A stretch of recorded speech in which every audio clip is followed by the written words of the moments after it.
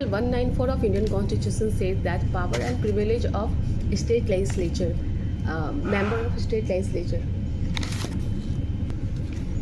जो एमएलए होते हैं उन्हें कुछ विशेष अधिकार प्राप्त होता है, जैसे कि वो अपने सदन में कुछ भी बोल सकते हैं और कुछ उनको जो है वो पब्लिश कर सकते हैं और उनको पब्लिश या कुछ बोलने के लिए उन पर कानूनी कार्यवाही नहीं चल सकती, उन पर कोई ये थोप नहीं सकता कि ये अब जाकर के कोर्ट में इस बात के लिए डिस्कशन होगा, ऐसा कुछ नहीं होगा। उन्हें ये प्रिविलेज मिला हुआ है कि वो right to speak freedom, freely कुछ भी बोल सकते हैं। फिर है दूसरा कि अगर जिस टाइम सदन या चल रहा हो, असेंबली सेशन चल रहा हो, उससे 40 दिन पहले और 40 दिन बाद तक उन पे कोई कानूनी वो कार्यवाही, उन्हें कानूनी कार्रवाई नहीं जाना पड़ेगा। उनके ऊपर कोई केस है अगर जाना है तो वो 40 दिन के लिए रोका जा सकता है, उसके पहले और सेशन से 40 दिन तक बाद तक। उस टाइम सेशन के टाइम अगर उनके ऊपर कोई केस आता है और अगर उनको एकदम से जाना है कोर्ट, तो भी जो अगर स्पीकर होते हैं और चेयरमैन होते हैं तो उन्हें रोका जा सकता है। और प्रिविलेज ये है कि जो भी कानूनी काम होता है वो तो उन्हें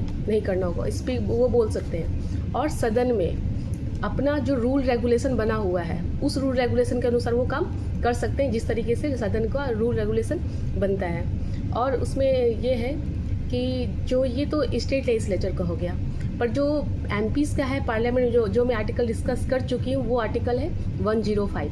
जैसे एमएलए का है जितना पावर प्रिविलेज है वो आर्टिकल 194, और जो एमपीज़ का है पार्लियामेंट में जो पावर और प्रिविलेज मिला हुआ है उसे कहते हैं वो है आर्टिकल 105 में। तो ये एक्स्ट्रा पावर दिया जाता है एमएलए को, क्योंकि वो कानून बनाते हैं, उनके पास कुछ विशेष अधिकार होना चाहिए ताकि वो फ्रीली लोगों के हित के बारे में सोच पाए और फ्रीली कुछ कर पाए। तो ये है आर्टिकल 194 में लिखा हुआ है, स्टेट के जो एमएलएज होते हैं हर स्टेट के उनके लिए है, ठीक। और अगर सारा आर्टिकल आपको देखना है, समझना है, तो आप स्टडी विद टिया के चैनल में जा करके समझ सकते हो, और इसके अलावा भी कुछ पूछना हो तो आप कमेंट करके बता सकते हो। Thank you.